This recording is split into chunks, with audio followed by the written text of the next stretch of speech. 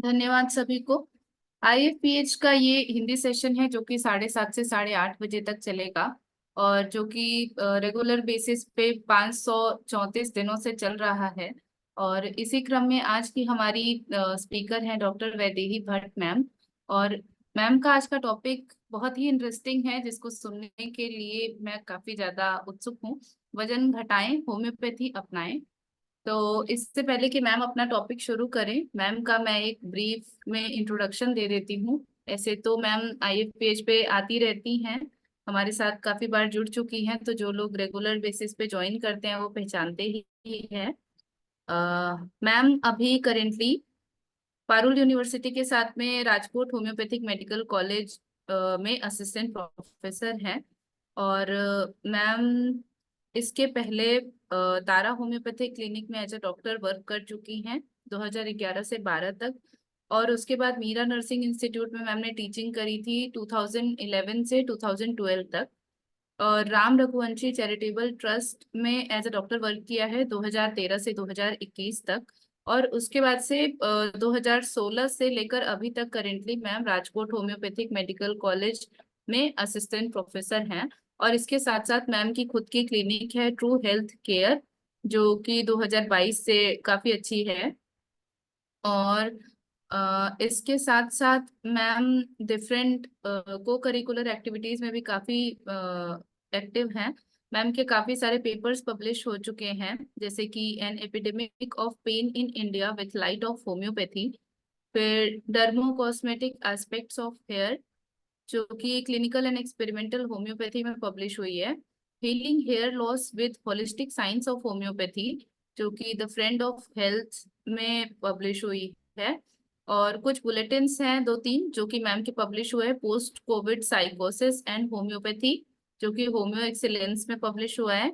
Emotional expression of pulsatilla, और editor of issue title dentitional troubles. ये तीन topics हैं। और मैम के कुछ रिसर्च पेपर्स भी हैं जो जर्नल्स में पब्लिश हुए हैं।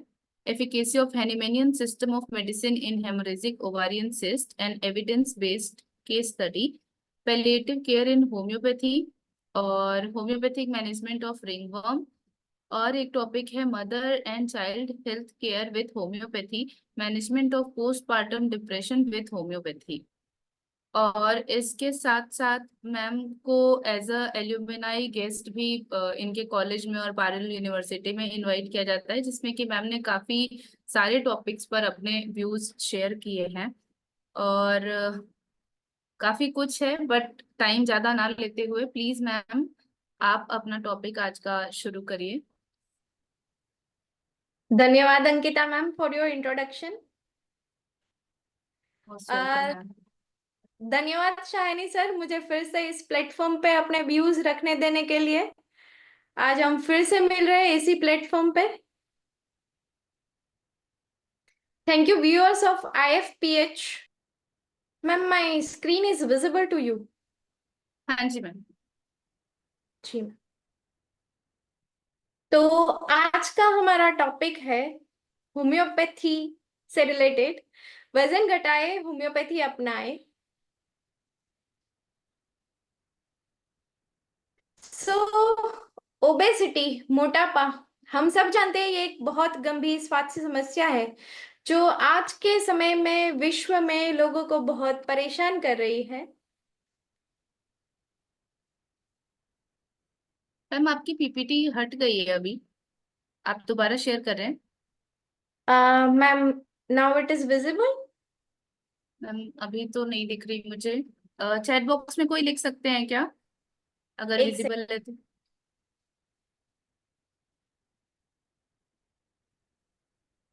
मैम अभी विजिबल है। ठीक है मैम, थैंक यू मैम। अगर हम मोटापा देखें तो एक गंभीर स्वास्थ्य समस्या है जो आज के समय में विश्व भर में तेजी से बढ़ रही है, जिसमें शरीर में अत्यधिक वसा का संचय हो जाता है जो विभिन्न प्रकार की बीमारियों का कारण बन सकती है। और मोटापा केवल शारीरिक स्वास्थ्य पे असर खुद की नहीं डालता है, वो मानसिक और शारीरिक स्वास्थ्य को भी प्रभावित करता है।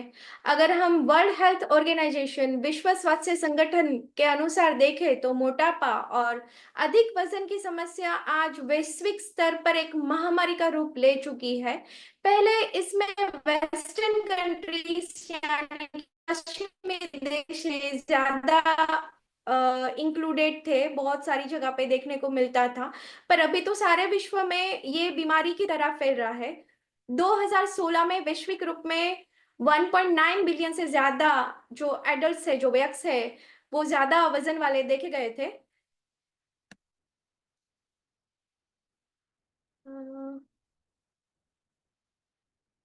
Sorry ma'am, still it is not moving. Ma'am एक बार चेंज करने की फिर से कोशिश करिए, अभी फर्स्ट स्लाइड ही है इंट्रोडक्शन वाली। जी जी मैम। मैम अभी नेक्स्ट स्लाइड विजिबल हो रही है? Is it ma'am visible? आपकी स्क्रीन हट गई है, अभी शो नहीं हो रही। एक बार फिर से कोशिश करिए, या फिर मैम आप सानी सर को सेंड कर दीजिए, मैं शेयर कर देती हूँ या तो। जी ma'am, just a okay. Second. Now it is visible. हाँ जी हेलो। मैम। मैम या तो आप स्लाइड शो पे मत डालिए, क्या पता शायद उस वजह जी से जी, ना हो रहा हो, सपोर्ट ना कर रहा हो। ठीक है मैम। हाँ। अगर शब्दार्थ को देखें ओबेसिटी के बारे में, तो ओबेसिटी एक लैटिन शब्द से लिया गया है, जिसका अर्थ ही स्टाउट, फैट, प्लम्प यानी कि मोटा होता है। और जिसका कंट्रोल है वो खाने पीने में नहीं रहता है, वो बहुत ज्यादा खाता है। ऐसे जो व्यक्ति है उनको हम ओबेस कहते हैं, ओबेसिटी कहते हैं, मोटा कहते हैं।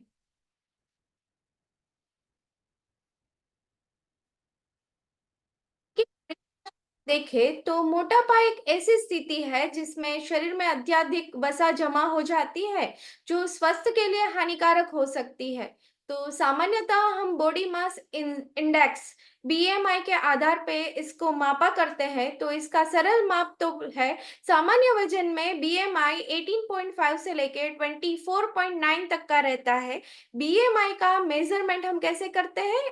वेट इन किलोग्राम को हम डिवाइड करते हैं हाइट इन मीटर स्क्वायर से, तो हमको उनका बीएमआई मिलता है। तो बीएमआई नॉर्मल लोगों का होता है 18.5 से 24.9।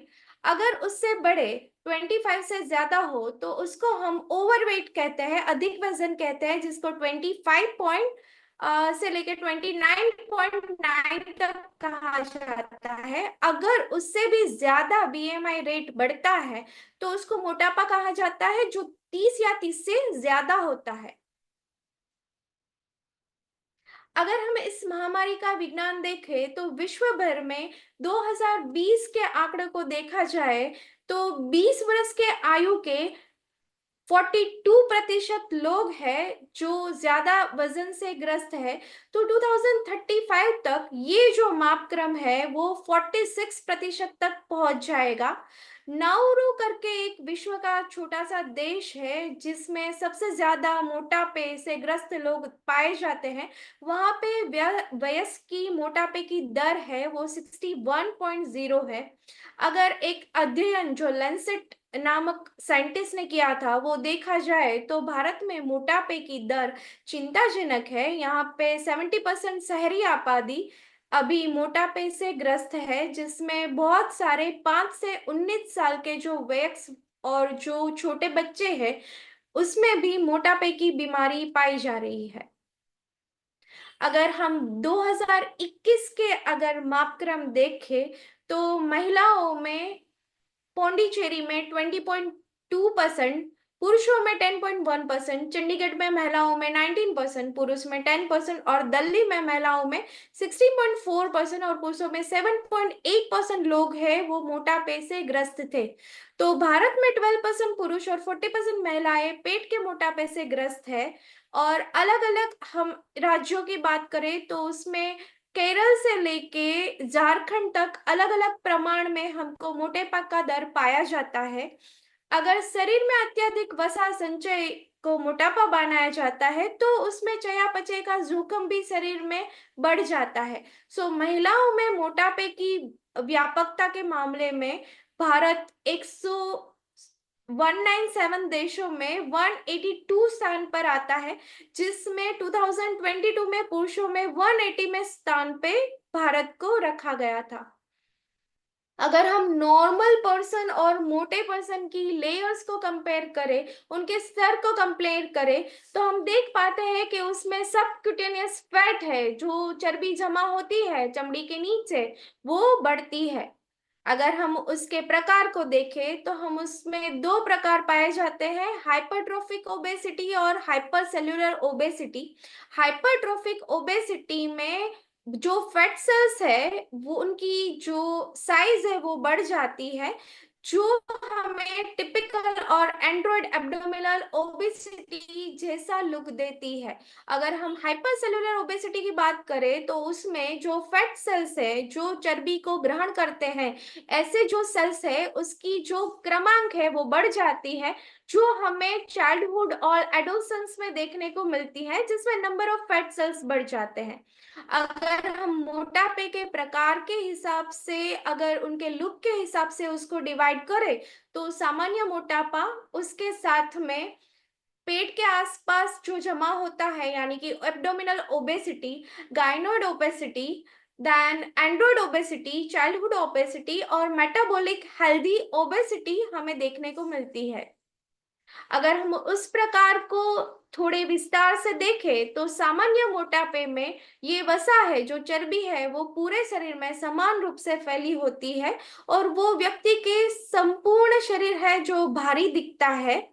और मोटापा आमतौर पर कैलोरी की अधिकता और शारीरिक गतिविधि की कमी और असंतुलित आहार की वजह से होता है।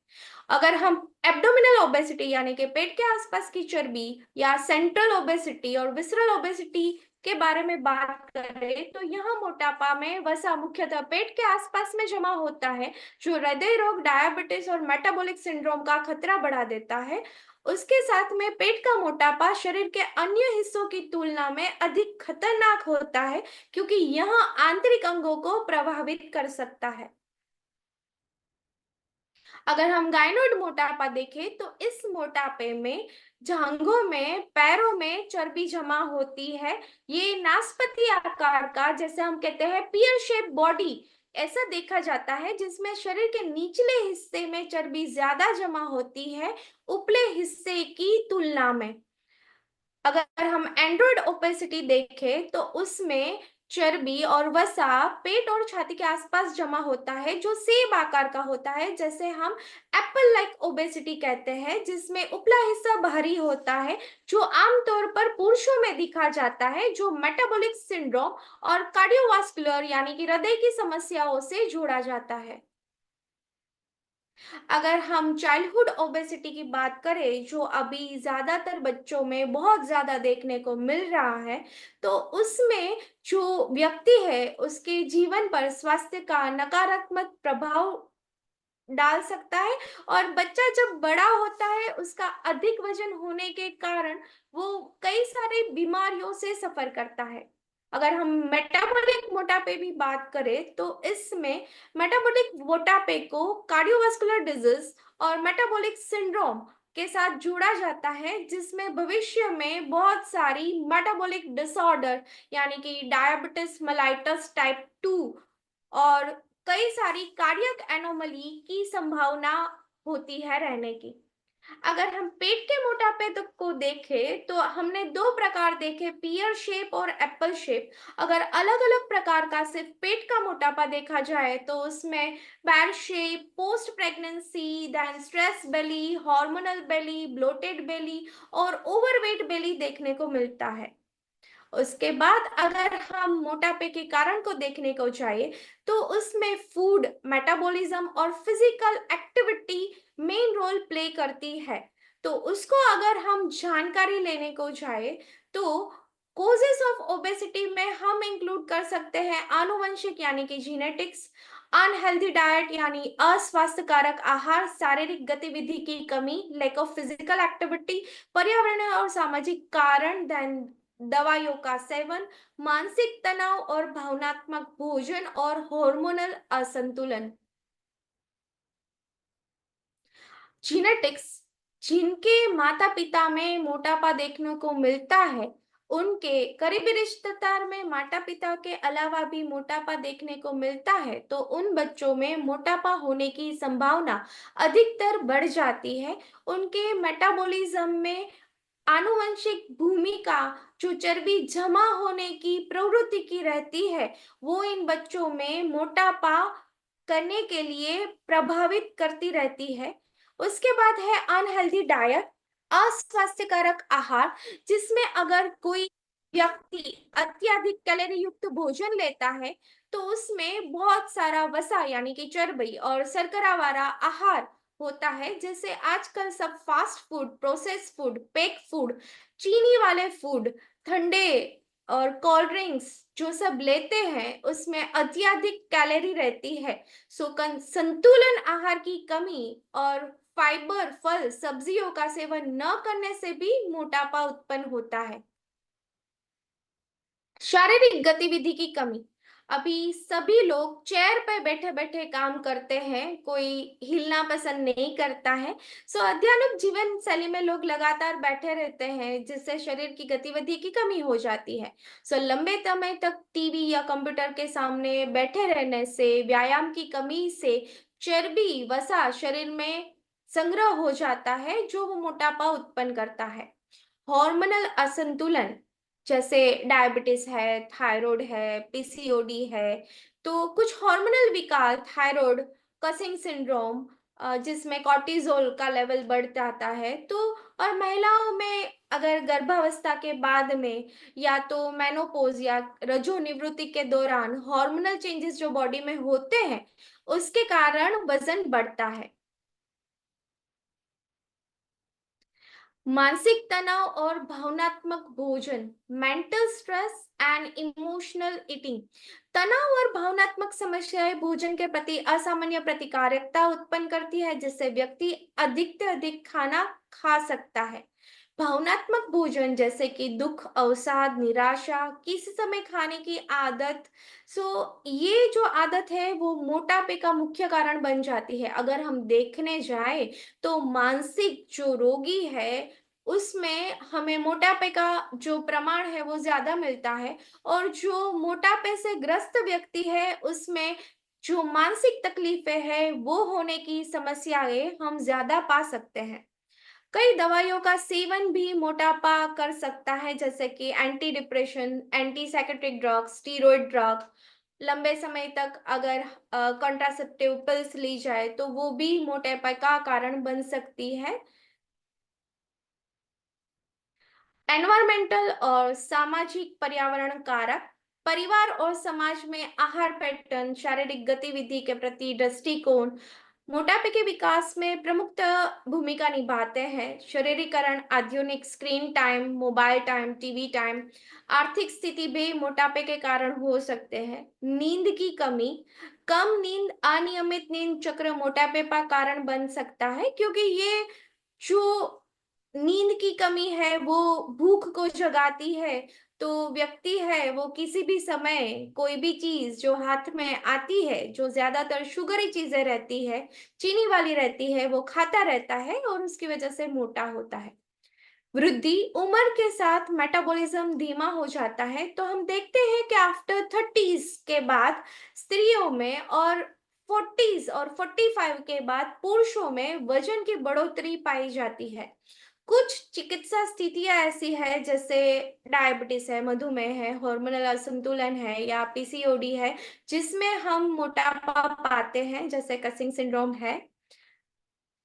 अगर हम पैथोफिजियोलॉजी देखें मोटापे की, तो ज्यादा कैलोरी वाली डाइट जब एक हेल्दी स्वस्थ व्यक्ति लेता है, तो वो फैट एक्यूमुलेट होता है, जमा होता है एडिपोज टिश्यू में, और वो हमारे जो कई सारे प्रोस्टाग्लैंडिन है, ट्रांसफेरिन है, इंटरल्यूकिन है, लैप्टिन है, कई सारे एंजाइम्स है, साइटोकाइन है, माइटोटिक फैक्टर्स है, उनको इफेक्ट देता है, जिसकी वजह से उनकी गतिविधियां कम हो जाती है और उसकी वजह से इंसुलिन रेसिस्टेंट, लैप्टिन रेजिस्टेंस, लिपोटॉक्सिसिटी, डिसलिपिडेमिया और फाइब्रोजेनेसिस और पैंक्रियाटिक सेल डेफिशिएंसी जैसे चेंजेस बॉडी में आते हैं।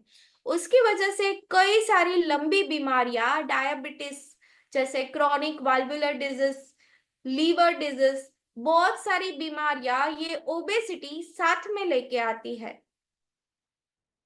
अगर हम देखें तो अभी हमने बात की स्लीप के बारे में, नींद के बारे में और साइकोलॉजिकल यानी कि मानसिक बीमारियों के बारे में।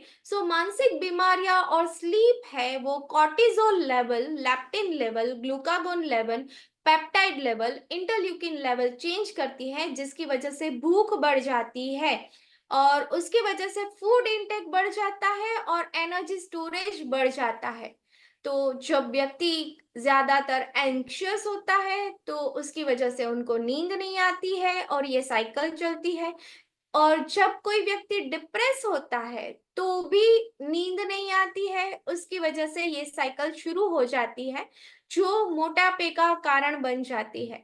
अगर हम साइकोलॉजिकल स्टेटस और स्लीप पैटर्न साइकोथेरेपी के साथ इंप्रूव करते हैं तो ये मोटापा कम किया जा सकता है। अगर हम एजेड लोगों में बात करें, जैसे हम कहते हैं साइकोपैनिक ओबेसिटी। साइक्रोपैनिक ओबेसिटी क्यों होती है, क्यों एज में 40s 50s के बाद एजिंग के साथ में मोटापा देखा जाता है? It is due to unhealthy diet, हम लेक ऑफ एक्सरसाइज, व्यायाम नहीं करते हैं, उम्र बढ़ती जाती है, उसकी वजह से जो पेट में अतड़ियों में फैट जमा होती है वो बढ़ती है, इंसुलिन रेजिस्टेंस डेवलप होता है, मेटाबॉलिक रेट कम हो जाता है, फिजिकल एक्टिविटी कम हो जाती है, उसके साथ जो हमारे एनाबॉलिक हार्मोन है वो भी कम हो जाते हैं। उसकी वजह से बॉडी में फैट एक्यूमुलेट होता है, जिसकी वजह से लाइपोटॉक्सिसिटी डेवलप होती है, इम्यून सेल्स जमा होते हैं, इन्फ्लामेशन होता है, जिसकी वजह से माइटोकॉन्ड्रियल डिसफंक्शन हो जाता है, तो एनर्जी बर्न नहीं होती है, ऑक्सीडेटिव स्ट्रेस डेवलप होता है और उसके साथ में एनाबॉलिक रेजिस्टेंस डेवलप होता है। तो ये सारी चीजें हैं वो हृदय की बीमारियां, cancer, diabetes, pancreatic disease, bone disease, fracture, disabilities, ये सारी बीमारियां हमें गिफ्ट में देके जाते हैं। अगर हम देखें तो स्ट्रेस की वजह से भी वेट गेन होता है। जिन लोगों में स्ट्रेस रहता है उसमें एड्रिनल ग्लैंड कोर्टिजोल रिलीज करती है और कोर्टिजोल की वजह से बॉडी में लोअर बॉडी पार्ट में फैट, जो चर्बी है वो जमा होती है और उसकी वजह से इसमें पियर शेप ओबेसिटी ज्यादा देखने को मिलती है।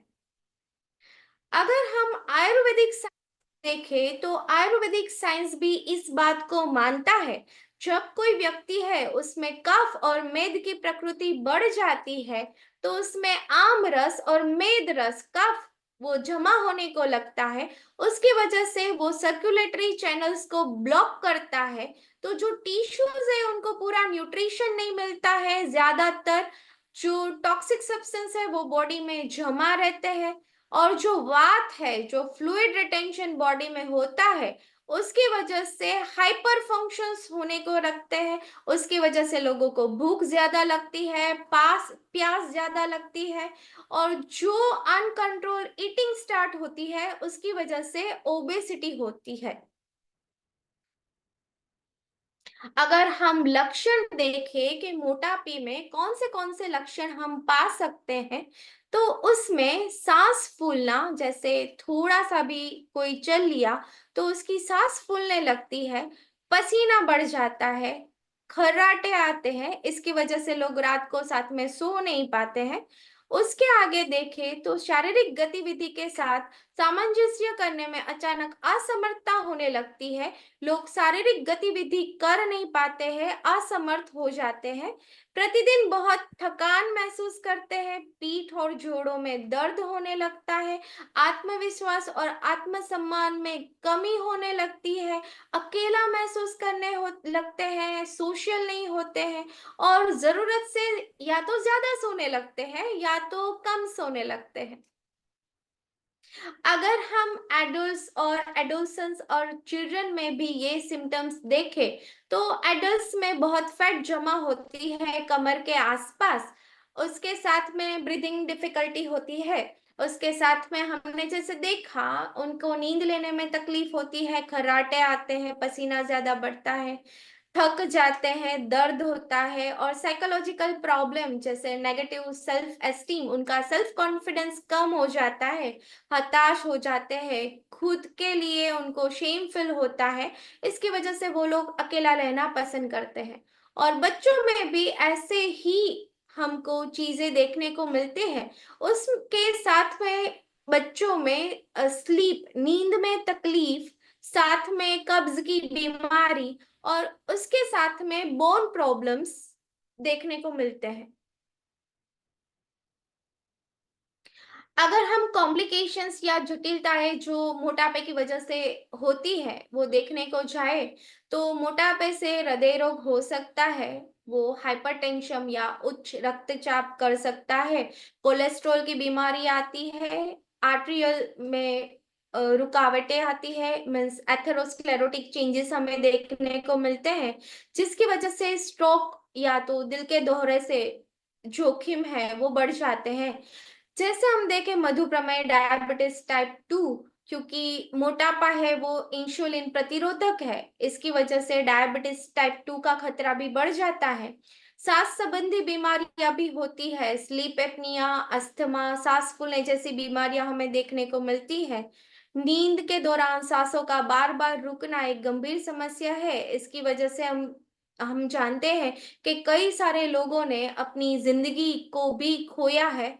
हड्डी और जोड़ों की समस्या देखें तो ज्यादातर वजन की वजह से लोगों के घुटने में और कूल्हों में दबाव बढ़ जाता है, ऑस्टियोआर्थराइटिक के चेंजेस होते हैं और लोग पेन से सफर करते हैं, दर्द से सफर करते हैं। अगर मेंटल हेल्थ देखें, मस्तिष्क और मानसिक स्वास्थ्य देखें तो मोटापा अवसाद यानी कि डिप्रेशन, चिंता, आत्मसम्मान में कमी का कारण बन सकता है। पाचन तंत्र की कई बीमारियां जैसे गैस्ट्रिक एसोफेजियल रिफ्लक्स डिजीज, पित्ताशय की बीमारी, गोलस्टोन, फैटी लिवर जैसी समस्या को ये जन्म देता है। कैंसर का जोखिम बढ़ा देता है, जिसमें कोलन कैंसर, स्तन कैंसर, गर्भाशय का कैंसर और प्रोस्टेट का कैंसर है। प्रजनन की समस्याएं बढ़ जाती है, इनफर्टिलिटी, मास मोटापे की वजह से मासिक धर्म में अनियमितता आती है, बांझपन आता है, गर्भावस्था के दौरान कई सारी जटिलताएं आती है, ऑपरेटिव डिलीवरी करनी पड़ती है। पुरुषों में भी प्रजनन क्षमता पे ये नकारात्मक प्रभाव देता है। अगर हम मेटाबॉलिक सिंड्रोम की बात करें तो उसमें उक्त रक्तचाप, उच्च रक्त शर्करा यानी कि शुगर और हाइपरटेंशन की बीमारी, असामान्य कोलेस्ट्रॉल यानी कि हाइपरलिपिडेमिया और हृदय रोग और स्ट्रोक को शामिल हम कर सकते हैं। गोल ब्लैडर की समस्या को हम देखें, पित्ताशय की समस्या को देखें तो उसकी पथरी है वो ज्यादातर चर्बी की वजह से होती है, जिसमें 80% हमको कोलेस्ट्रॉल स्टोन देखने को मिलता है। न्यूरोलॉजिकल समस्याएं, मोटापा मस्तिष्क की कार्यप्रणाली पर भी नकारात्मक प्रभाव डाल सकता है, जिससे अल्जाइमर, डिमेंशिया जैसी न्यूरोलॉजिकल समस्याओं को का जोखिम है वो बढ़ जाता है।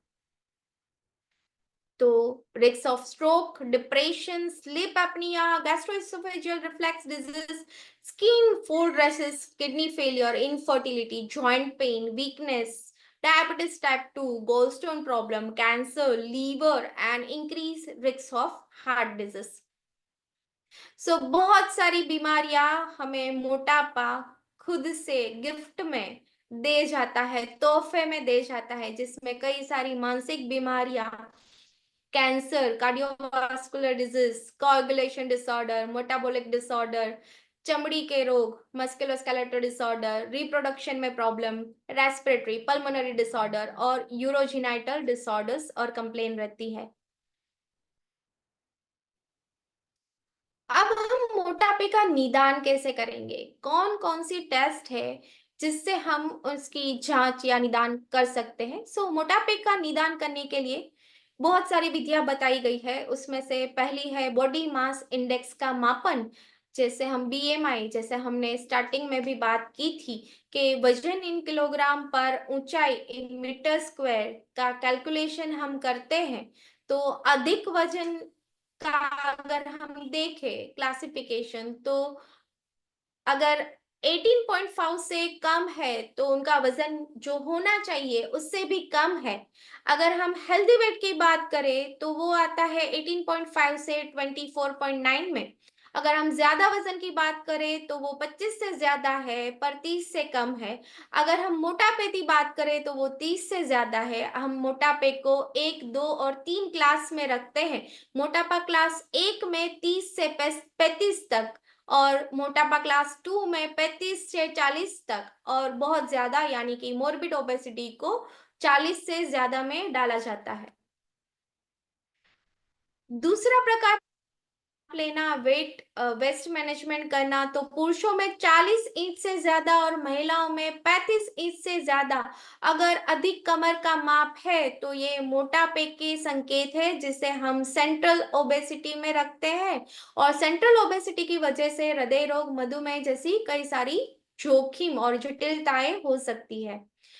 कमर और हिप का अनुपात, वेस्ट टू हिप रेशियो, पुरुषों में 0.90 से अधिक और स्त्रियों में 0.85 से अधिक अगर कमर और हिप का अनुपात है तो वो भी मोटापे का जोखिम है। त्वचा की तह मापन, कैलिपर नामक उपकरण की मदद से हम मोटाई को त्वचा की मोटाई का मापन कर सकते हैं। जहाँ शरीर के विभिन्न हिस्सों में ये किया जाता है, जहाँ पे चर्बी ज्यादा जमा होती है, जैसे कि पेट है, जांग है, बाहें है, वहां पे ये मापन किया जाता है। बॉडी फेट एनालिसिस, ये दो तरह से किया जाता है। बायो इलेक्ट्रिक अपेंडिक्स की मदद से इस गतिविधि से विभिन्न अंगों में जो चर्बी जमा होती है, जैसे कि विसरल ओबेसिटी, उसका मापन किया जाता है। डेक्सा स्कैन, जिसमें शरीर के विभिन्न हिस्सों में मांसपेशियों और हड्डियों में जो चर्बी जमा होती है उसका मापन किया जाता है। मेटाबॉलिक परीक्षण, मेटाबॉलिक टेस्ट, इसमें हम लिपिड प्रोफाइल चेक करवाते हैं, ब्लड शुगर टेस्ट करवाते हैं और थायराइड फंक्शन टेस्ट करवाते हैं। स्लीप एपनिया परीक्षण, इसमें स्लीप एपनिया जांचने का परीक्षण किया जाता है, जिसमें नींद के दौरान जो पेशेंट है, जो व्यक्ति है, उसको सांस लेने की तकलीफ कितनी हो रही है, कितनी दिक्कत आ रही है, उस रुकावट को मापा जाता है। बहुत सारे और परीक्षण भी दिए गए हैं। जैसे हमने देखा कि हृदय संबंधित बीमारी मोटापे की वजह से होती है तो हम ईसीजी करवाते हैं, लीवर फंक्शन टेस्ट करवाते हैं और ग्लूकोज टॉलरेंस टेस्ट करवाते हैं।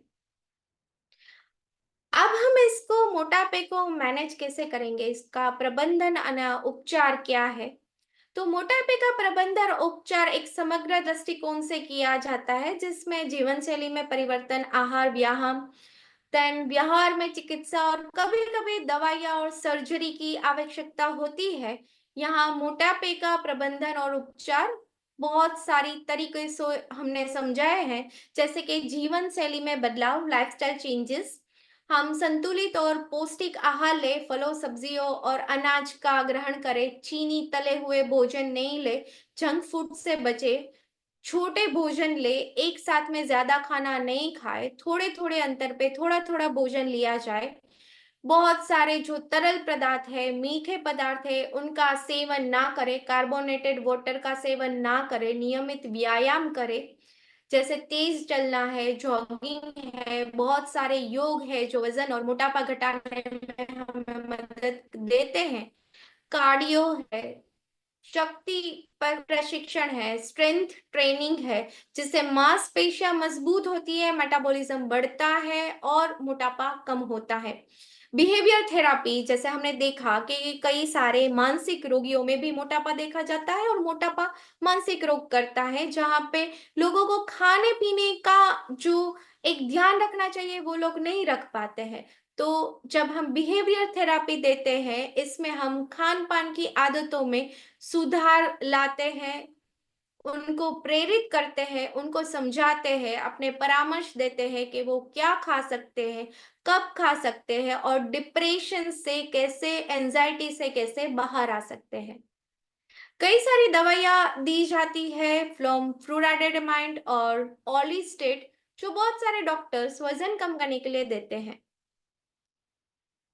सर्जिकल ट्रीटमेंट, जिसमें बेरियाट्रिक सर्जरी के कई सारी प्रकार हम देखते हैं, जिसमें gastric bypass surgery, gastric bending, sleeve gastrectomy, जिसमें जो गैस्ट्रिक लेयर है, स्टमक है, उसकी जो साइज है उसको घटाया जाता है। पर अलग अलग तरीके से ये सर्जरी की जाती है। समूह सहायता, सपोर्ट ग्रुप्स, बहुत सारे ऐसे मोटे लोगों का ग्रुप बनाया जाता है जो एक दूसरे को वजन कम करने के लिए प्रेरित करते हैं, उनको आहार, व्यायाम और मानसिक स्वास्थ्य पर चर्चा उनके साथ की जाती है, जो एक साथ में उनको प्रेरणा देती है, उनको प्रोत्साहित करती है अपना वजन घटाने के लिए। अगर हम आयुर्वेदिक की बात करें तो आयुर्वेद में त्रिफला, मेथी, गुगलू जैसी कई सारी औषधियां हैं जो हम वजन कम करने के लिए यूज करते हैं। अब हम आ जाते हैं होम्योपैथिक अप्रोच में। होम्योपैथिक अप्रोच में अगर हम देखें, जीएनएम थियरी के बारे में मैंने पहले भी मेरे कई सारी सेशंस में बात की है।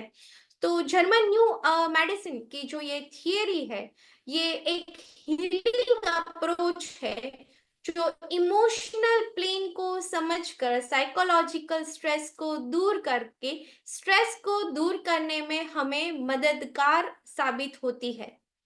तो यहाँ पे अगर हम फैट टिश्यू की बात करें, तो फैट टिश्यू जो स्किन के अंदर की लेयर है, वहां पे लूज कनेक्टिव टिश्यू में ये इलास्टिक बोन्ड के नीचे मेसोडर्म में डेवलप होता है, जो एक नया ही मेसोडर्म बनाए उतना सारा जमा होता है। तो ये जो कंट्रोल है चर्बी जमा होने का, वो कंट्रोल हमारा सेरेब्रल मेडुलेटा करता है। अगर हम ब्रेन लेवल पे देखें तो सेल्युलर मेडुलेटा जो फैट टिश्यू को राइट साइड ऑफ बॉडी में ज्यादातर जमा करवाता है, तो वहां पे लेफ्ट साइड जो ब्रेन का है वो अफेक्टेड रहता है। अगर लेफ्ट साइड बॉडी में जमा होती है तो राइट साइड का ब्रेन अफेक्टेड रहता है। ये क्रॉस कोरिलेशन हमको कई सारी चीजों में देखने को मिलता है। अगर हम कन्फ्लिक्ट की बात करें तो जो मेसोडर्म के सारे सारे ऑर्गन्स हैं जो मेसोडर्म से डेवलप होते हैं, तो उनमें सेल्फ डिवेल्यूएशन की कॉन्फ्लिक्ट डेवलप होती है, जो खुद को अपनी जगह से नीचा मानते हैं, खुद की जो इम्पोर्टेंस है, जो खुद की सेल्फ वर्थ है वो नहीं समझते हैं। इन लोगों में ये कॉन्फ्लिक्ट डेवलप होती है, और वो धीरे धीरे धीरे करके मोटापे का रूप ले लेती है। अगर हम उसके हीलिंग फेज की बात करें तो फर्स्ट फेज में उसमें डिजेनरेटिव चेंजेस होते हैं, और सेकेंडरी फेज में उसमें अलग अलग जगहों पे चर्बी जमा होती है। जैसे हम देखें कि अलग गले में, हाथ में, पेट में, लाइपोमा के जैसे अलग अलग एरियाज में चर्बियां जमा होती है। अगर अलग तरह से देखें तो स्मॉल स्मॉल पैचेस में कोलेस्ट्रॉल स्किन में जमा होते हैं, जिन्हें हमें ज़ेंथोमा कहते हैं। अगर पूरे जो लेग्स है उसमें जमा होते हैं तो उसको हम सेलुलाइटिस डेवलप हुआ ऐसा कहते हैं, जो एडिपोसिस की वजह से डेवलप होता है। तो जब भी कोई व्यक्ति है वो सेल्फ डिवेल्यूएशन की कॉन्फ्लिक्ट में जाता है, तो ज्यादातर सेलुलाइट हमें जमा हुआ मिलता है, तो पैरों में चर्बी ज्यादा जमा होती है। तो ये सारी जो कॉन्फ्लिक्ट है, हमारी जो सेल्फ डिवोल्यूशन की कॉन्फ्लिक्ट है, वो चर्बी ज्यादातर बॉडी में जमा करवाती है। अगर हम देखें कि what is the importance of diet according to GNM theory, तो डॉक्टर हैमर हमें कह के गए कि कोई भी इंडिविजुअल है वो ठीक से खाना खाता है, वो कम बायोलॉजिकल कॉन्फ्लिक्ट्स के लिए ससेप्टेबल होता है, वो कम मोटापे से ग्रस्त होता है, उन लोगों में कैंसर कम होता है, मेटाबॉलिक डिजीजेस कम होते हैं। उन लोगों में अगर डाइट को सिर्फ कंट्रोल किया जाए तो ये कन्फ्लिक्ट को भी कंट्रोल किया जा सकता है। जैसे कन्फ्लिक्ट को कंट्रोल किया जाए तो डाइट को भी कंट्रोल किया जा सकता है। सो हम यहाँ पे ये सीखते हैं कि अगर हम किसी की साइक को ट्रीट करते हैं, कन्फ्लिक्ट को ट्रीट करते हैं, तो वो कंट्रोल बार का जो खाना खाते हैं, अनहेल्दी लाइफस्टाइल जीते हैं, अनहेल्दी खाना खाते हैं, उनको कंट्रोल कर सकते हैं। अगर हम ऑर्गेनोन ऑफ मेडिसिन के कॉन्सेप्ट से देखें तो हमें पता है होम्योपैथी सिमिलिया सिमिलिबस क्यूरेंटर पे काम करती है। तो मोटापा का असंतुलन हम होम्योपैथी के लक्षणों से देख के ठीक कर सकते हैं। अगर हम एफोरिज्म 5 की बात करें तो उसमें हमें बताया गया है कि हमें पूरे बॉडी के सिम्टम्स लेने हैं, टोटालिटी ऑफ सिम्टम्स हमें कलेक्ट करने हैं, जिसमें शारीरिक मानसिक लक्षण और भोजन संबंधित लक्षण, वजन बढ़ना, थकान, आलस, सुस्ती, चिंता, तनाव, अवसाद, भूख के प्रति तीव्रता और कमी, ये सारे लक्षण हमें पेशेंट से लेने हैं। अगर एफोरिज्म 6 की बात करें तो हर एक लक्षण है जो प्राकृतिक है, जैसे भूख, पाचन, प्यास, मानसिक स्थिति, हमारे लिए उतने ही इंपॉर्टेंट है होम्योपैथिक दवाइयां देने के लिए। एफोरिज्म 7 की बात करें तो उसमें कोजा ओकेजनालिस दिया गया है, जिसमें अगर कोई मानसिक समस्या है, शारीरिक समस्या है, जिनको हमें दूर करना पड़ेगा। तो इसी तरह से बहुत सारे एफोरिज्म्स ऑर्गेनोन के हैं, जो एफोरिज्म 53 विशेष लक्षण है, जैसे एफोरिज्म 9 जो जीवन शक्ति पे है, 16 जो विशिष्ट औषधि का चयन करने पे है, जैसे एफोरिज्म 26 जो जड़ से इलाज करने में है, जो हम रूट कोज ट्रीट करते हैं। उसमें बहुत सारी हमको बातें सिखाई गई है हमारे मास्टर हनीमान के द्वारा। एफोरिज्म 28 में जैसे दवाइयों का व्यक्तिकरण, इंडिविजुअलाइजेशन सिखाया गया है। 276 में मिनिमम डोज सिखाया गया है। 252 में मानसिक स्वास्थ्य के बारे में बताया गया है। 210 में हमें पेशेंस और धैर्य रखने के लिए सिखाया गया है। अगर हम मायाज्म की बात करें तो हमारे तीनों मायाज्म, सोरा, सिफिलिटिक और साइकोटिक में मायाज्मेटिक प्रेजेंटेशन के साथ हम मोटापे को देख सकते हैं। अगर सोरिक मोटापा है, सोरिक मायाज्म है, तो उस व्यक्ति को भूख ज्यादा लगती है, ज्यादातर थक जाता है, चिंता रहती है, अवसाद यानी कि डिप्रेशन रहता है, और त्वचा संबंधी बीमारियां ज्यादा रहती है, जिसमें हम कलकिरिया और सल्फर जैसी दवाइयां दे सकते हैं। अगर हम साइकोटिक मायाज्म की बात करें तो उसमें वसा का जमावट ज्यादातर पेट, कूल्हे और जांघों में देखा जाता है।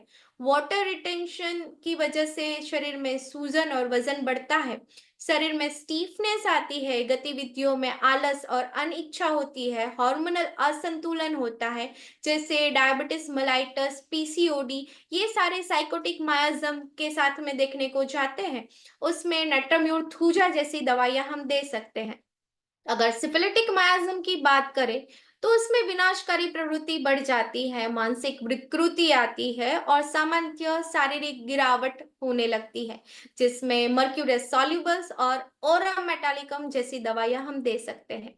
अगर हम मटीरिया पोर्शन ही देखें होम्योपैथिक मटीरिया मेडिका के दौरान, तो पहली दवाई हम लेंगे कलकेरिया का, जिसमें मेटाबॉलिज्म की कमी पाई जाती है, वजन बढ़ता है, थकावट, सुस्ती होती है, भोजन की आदतें सही नहीं होती है, ज्यादातर मिठाई, अंडा और अनाज खाने की बहुत इच्छा होती है, बहुत पसीना आता है गर्दन और सिर पे, और ठंड ज्यादा लगती है।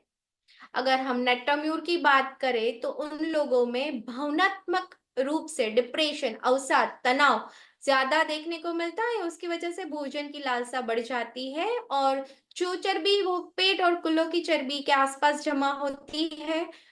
ज्यादातर ये लोग पानी ज्यादा पीते हैं और जो मीठी चीजें हैं वो ज्यादा खाते हैं, उदास रहते हैं। लाइकोपोडियम देखें तो उसमें पाचन की समस्या है, पेट में भारीपन रहता है, गैस बनता है, शरीर के निचले हिस्से में जो हम बोलते हैं पियर शेप ओबेसिटी ज्यादा देखने को मिलती है। भोजन की आदतों में मीठा, गरम और मिठाइयाँ खाना ज्यादातर पसंद है। ये लोग चिड़चिड़े रहते हैं और इनमें लैक ऑफ सेल्फ कॉन्फिडेंस यानी कि आत्मविश्वास की कमी पाई जाती है। अगर हम एंटी क्रूड तो देखें तो भोजन की उसमें ज्यादातर अधिकता रहती है। पाचन की समस्याएं हम पा सकते हैं और उसके साथ में उनको कॉन्स्टिपेशन या कब्ज की बीमारियां रहती है। अगर हम फाइटोलेका की बात करें तो उसमें शरीर में सूजन रहती है, उसमें भूख की कमी होती है, पर दर्द रहता है, ठंड लगती है, वजन एक से नहीं बढ़ता है, अलग अलग जगहों पे अलग अलग चर्बी जमा होने को देखने को मिलती है। ग्रेफाइटिस की बात करें तो उसका मेटाबॉलिज्म बहुत स्लो है और उसकी वजह से लोअर पार्ट ऑफ बॉडी में चर्बी जमा होती है। उसके साथ में कब्ज की समस्या, चमड़ी की समस्या और मानसिक अवसाद यानी कि डिप्रेशन देखने को मिलता है। अगर हम फिक्कस देखें तो उसमें थायराइड की समस्या देखने को मिलती है। उसकी वजह से वजन में वृद्धि होती है क्योंकि थायराइड पूरी तरह से काम नहीं करती है। अगर हम ओपियम देखें तो उसमें भी मानसिक सुस्ती, ज्यादा खाना, नींद की अधिकता और आलस रहता है। थूजा, उसमें मोटापा हार्मोनल असंतुलन की वजह से है, जिसमें शरीर में कई सारे मसे और गांठें होती है। लोग सुस्त और उदास रहते हैं और शरीर सूजा रहता है। एमोनियम म्यूर में तो लोअर पार्ट ऑफ बॉडी में जमा होती है चर्बी। पाचन की समस्या देखने को मिलती है, हमें गैस की समस्या देखने को मिलती है, साथ में हृदय की गति तेज होना, श्वास लेने में तकलीफ होना और बहुत पसीना आना जैसी कॉम्प्लिकेशन यानी कि जटिलताएं जो मोटापे की वजह से होती है वो भी देखने को मिलती है। उसके साथ में अगर हम थायराइड के असंतुलन की बात करें तो थायरोडिनम भी अच्छा काम देती है। कोफिया क्रूडा, ये मदर टिंचर के रूप से दी जाती है जिसमें लोगों को डिप्रेशन, तनाव और चिंता से मुक्त किया जा सकता है कोफिया की मदद से। साथ में यूपेटोरियम परफोरेटम जिसको हम पेन की दवाई के रूप में जानते हैं, पर वो मेटाबॉलिज्म सुधारने में और वजन कम करने में बहुत सहायक पुरवार होती है। अगर हम आयोडीन की बात करें तो आयोडम में हम देखते हैं लीन थीन पर्सन, बहुत पतला कम वजन वाला व्यक्ति है, पर ऐसा नहीं है। इसमें थायराइड ग्रंथि की जो बीमारियां बढ़ जाए, मेटाबॉलिज्म कम हो जाए तो थायराइड की वजह से व्यक्ति मोटा हो सकता है। आर्जेंटम नाइट्रिकम की बात करें तो उसमें मानसिक चिंता की वजह से अनियंत्रित भूख और एंजाइटी की वजह से वजन बढ़ता है। सेपिया में देखें तो पेट और उसके निचले हिस्से में वजन बढ़ता है, थकान ज्यादा रहती है, उदास रहता है, चिड़चिड़ा रहता है। एंटीम क्रूड की बात करें तो वो व्यक्ति खाता रहता है, पेट में भारीपन रहता है, फिर भी खाता रहता है, पर उसका पेट नहीं बढ़ता। पल्सिटिला की बात करें तो उसमें मीठी चीजें खाना पसंद है, ठंडी चीजें खाना पसंद है, तो उसकी वजह से आलस भी ज्यादा है, पेट फुला रहता है और ये लोग भावुक, दयालु और सामाजिक होते हैं। अगर हम काली काप की बात करें तो उसमें शरीर के ऊपरे और नीचे दोनों हिस्से में हम मोटापन पा सकते हैं जो कमर के आसपास चर्बी जमा करता है। अगर हम नक्स ओमेगा देखें तो उसमें भी खाना पीना और सोना ठीक से नहीं होता है, वो लोग गुस्से और चिड़चिड़े ज्यादा होते हैं, तो मानसिक तनाव की वजह से चर्बी बढ़ती है। सिलिशिया की बात करें तो मोटाबिलोजिम की कमी यहाँ पे पाई जाती है, उसकी वजह से चमड़ी और बालों की समस्याएं होती है, भूख की कमी होती है, पेट का भारीपन होता है, लोग शर्मीले होते हैं और सेल्फ कॉन्फिडेंस की कमी होती है। अगर हम सल्फर की बात करें तो सल्फर भी मोटा हो सकता है, जिसमें पेट और निचले हिस्से में चर्बी जमा होती है, स्किन की तकलीफें ज्यादा होती है, कब्ज रहते हैं, आलस आती है और खुद की प्रशंसा करना, आत्म प्रशंसा करना सल्फर को बहुत पसंद है। अगर हम कैप्सिकम देखें तो ये लोग बहुत गुस्से वाले और चिड़चिड़े और आलसी स्वभाव के होते हैं। पाचन की कमजोरी की वजह से उनके शरीर में सूजन और मोटापा बढ़ता है। बराइटा का बच्चे और बुजुर्गों में शारीरिक मानसिक विकास की कमी, थकान, कमजोरी, बाहर नहीं जाना, फिजिकल एक्टिविटी यानी कि शारीरिक व्यायाम की कमी की वजह से वजन बढ़ता है। अगर हम ओरम को देखें तो उसमें डिप्रेशन और मानसिक तनाव की वजह से वजन बढ़ता है। अगर हम बेलाडोना देखें तो उसमें वजन अचानक से बढ़ने लगता है, जैसे तेज बुखार, सिर दर्द और भावनात्मक अस्थिरता आ जाती है। लोग बार बार गुस्से हो जाते हैं, चिड़चिड़े हो जाते हैं। अगर हम कलकेरिया फोर्स देखें तो वो बच्चों में दी जाती है मोटापा और शारीरिक कमजोरी और भूख की कमी से। अगर हम हेपार सल्फ देखें तो उसमें कमजोर मेटाबॉलिज्म है, उनको ठंड ज्यादा लगती है, चमड़ी की समस्याएं ज्यादा होती है, चिड़चिड़े गुस्सैल होते हैं। अगर हम कोनायम देखें तो उसमें भी मेटाबॉलिज्म की कमी है। अगर हम काली बीच देखें तो उनका पेट का भारीपन, गैस और पाचन की समस्याएं, उनका जिद्दी गुस्सैल स्वभाव है, मोटापा करता है। स्पोंजिया देखें तो उसमें थायराइड का संतुलन मोटा करता है। अगर हम लेकेसिस गेट देखें तो उसमें मेटाबॉलिज्म की जो कमी आ जाती है, उसकी वजह से थकान, पसीना, जैसे मेनोपॉज के टाइम पे अगर स्त्रियों में ज्यादातर हम लेकेसिस पा सकते हैं, उसमें ज्यादातर मेटाबॉलिज्म की कमी की वजह से वजन बढ़ता है। कार्बोवेज जिसमें गैस, पाचन की तकलीफ, पेट फूलना, थकान, सांस लेने में कठिनाई, डिप्रेशन, इन सब की वजह से वजन बढ़ता है। मोटापा के अगर हम बेस्ट फ्लावर रेमेडीज को देखें जो भावनात्मक और मानसिक स्वास्थ्य पे केंद्रित है, और हम जानते हैं कि मानसिक स्वास्थ्य और मोटापा कितना एक साथ जुड़ा हुआ है, तो उसमें क्रैब एप्पल नामनी दवाई जो शरीर के वजन को लेकर अगर कोई सेल्फ डिवोल्यूशन में गया है, असंतुष्ट है, आत्मसम्मान को बढ़ाना चाहता है, तो हम दे सकते हैं। चिकोरी करके है हमारी, जो लगभग रूप से जो लोग खुद को प्रतिनिर्भर करना चाहते हैं उनमें दे सकते हैं। वर्बिन करके दवाई है हमारी, जो वजन नियंत्रण करने में और मानसिक तनाव कम करने में मदद करती है। विलो करके दवाई है जो हमारी निराशा और दूसरों पे जो हम आरोप लगाते रहते हैं, दोषी ठहराते रहते हैं, ऐसे लोगों में असर करती है। पाइन जो अपने वजन को लेकर आत्मग्लानि महसूस करते हैं, ऐसे लोगों में दी जाती है। ऑलिव जो शारीरिक कमजोरी में, थकान में, ऊर्जा की कमी में दी जाती है। क्लेमेटिस जिसमें मोटापे की स्थिति बढ़ती जाती है, जैसे कोई व्यक्ति और चीज को हमने खो दिया और मानसिक स्वास्थ्य ठीक नहीं है, उसकी वजह से वजन बढ़ता है। हर्बिम करके मेडिसिन है जो शारीरिक गतिविधियों की कमी की वजह से मोटापे में दी जाती है। आरजी मनी डिप्रेशन और मानसिक तनाव की वजह से जो मोटापा है उसमें दी जाती है। वॉलनट जो लाइफस्टाइल चेंजेस की जो स्थिति हमें रेगुलर चाहिए, उसमें अनिश्चितता है और वजन बढ़ रहा है, तो उसमें हम वॉलनट की हेल्प ले सकते हैं।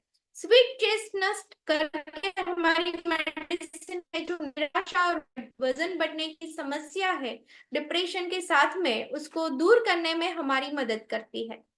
अगर हम बायोकेमिक दवाइयां भी देखें तो कई सारी बायोकेमिक दवाइयां भी हमें वजन कम करने में मददगार साबित होती है, जैसे नेट्राम्यूर है, जैसे कि कलकेरिया फोर्स है, जैसे कि काली फोर्स है जो मानसिक तनाव और थकान कम करती है, जैसे कि सिलिशिया है जो मेटाबॉलिज्म को इंप्रूव करने में मदद करती है। फेरम फोर्स है जो फ्लूइड रिटेंशन कम करती है। अगर हम रेपोर्टोरियल अप्रोच को देखें तो बहुत सारे रूब्रिक्स अलग अलग रेपर्टरीज में, डिफरेंट रेपर्टरीज में हमको मिलते हैं मोटापे के, जैसे कि कैंट रेपर्टरी में जनरलिटी में ओबेसिटी रूब्रिक दिया गया है जिसमें मेडिसिन दी गई है। उसमें बॉडी फैट बट लेग्स थीन ऐसा भी रूब्रिक दिया गया है, जैसे अभी हमने एमोन म्यूर में देखा। ओल्ड पीपल ओबेसिटी में कालिका देखी गई है जिसमें अपर और लोअर दोनों पार्ट्स में मोटापा होता है। सिंथेसिस रेपर्टरी में जनरलिटी में obesity, specially in children, thyroid gland disorder की वजह से ओबेसिटी, मेनोपॉज में ओबेसिटी, ओल्ड पीपल में ओबेसिटी, और अगेन लेग्स थीन और बॉडी फेट वाला रूब्रिक हम पा सकते हैं। अगर हम homeopathic medical repertory by Robin Murphy देखें तो उसमें हमें डायरेक्टली जनरलिटीज में ओबेसिटी रूब्रिक मिलता है जिसमें बहुत सारी दवाइयां दी गई है। उसके साथ में चिल्ड्रन में, मेनोपॉज में, एडल्ट लोग जो पीपल्स है उसमें और यंग पीपल्स में ओबेसिटी के लिए अलग अलग दवाइयां दी गई है। अगर हम बीबीसीआर की बात करें तो उसमें भी सेंसेशन एंड कंप्लेन चैप्टर में ओबेसिटी के बारे में लिख के बहुत सारी दवाइयां हमें बताई गई है। तो मोटापे की रोकथाम हम कैसे कर सकते हैं, तो उसके कुछ उपाय हमने दिए हैं। स्वस्थ और संतुलित आहार लीजिए, पौष्टिक आहार लीजिए, फाइबर युक्त आहार लीजिए, जंक फूड फास्ट फूड से दूर रहिए, तले भोजन मीठे भोजन ना खाएं, छोटे हिस्सों में भोजन खाएं, नियमित व्यायाम करें, चलना रखें, जॉगिंग करें, साइकिलिंग करें, स्विमिंग करें, मेडिटेशन करें, शारीरिक गतिविधि आप बढ़ाइए। उसके साथ में नींद का ख्याल रखिए, 7 से 8 घंटों की नींद लीजिए आप। तनाव को प्रबंधन करें, तनाव को कम करें, लोगों के साथ बैठे उनसे बात करें, योग करें, ध्यान करें। उसके साथ में समय पर भोजन लीजिए, नियमित समय पर भोजन लीजिए, नाश्ता कम कीजिए, रात का भोजन हल्का लीजिए, जल्दी लीजिए तो पाचन सही तरीके से हो जाए। बच्चों की स्वास्थ्य जागरूकता दिखाएं, शराब का सेवन कम करें और नियमित स्वास्थ्य का परीक्षण करें। तो इस तरह से हम अगर प्रोग्नोसिस देखें तो मोटापा, अगर ये सारी चीजों का हम ध्यान रखें तो धीरे धीरे करके मोटापे की समस्या से हम निजात पा सकते हैं। तो ये सारी जो समस्याएं हमने देखी है, ये सारे सुधार करने से हम मोटापे की समस्या को धीरे धीरे करके हम क्रॉनिक डिजीज से बच सकते हैं। तो अगर इस सारे बात का हम निष्कर्ष निकाले तो मोटापे का प्रबंधन एक दीर्घकालीन प्रक्रिया है, जिसमें जीवन शैली में हमें सुधार लाना पड़ेगा, सही खान पान लाना होगा, नियमित व्यायाम करना होगा, मानसिक स्वास्थ्य का ध्यान रखना होगा। तो मोटापा गंभीर दवाइयां और सर्जरी का विकल्प हमें सोचना नहीं पड़े और मोटापे की हम रोकथाम कर पाए। Thank you.